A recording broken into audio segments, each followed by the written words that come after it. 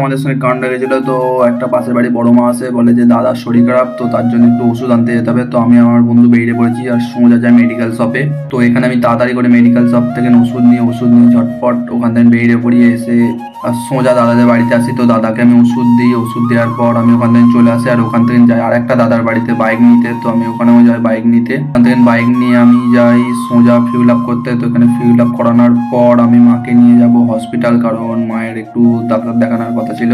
তো মাকে নিয়ে আমি সোজা আসি উদয়নপুর হসপিটালে।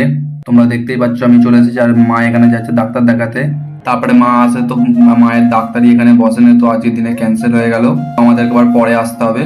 তো তারপরে যা মায়ের চশমার দোকানে, তারপরে মা যায় চশমার দোকানে। ততক্ষণ আমি এখানে আখের রস খেতে এসেছিলাম। তো এখানে আখের রসটা খুব ভালো বানিয়েছিল।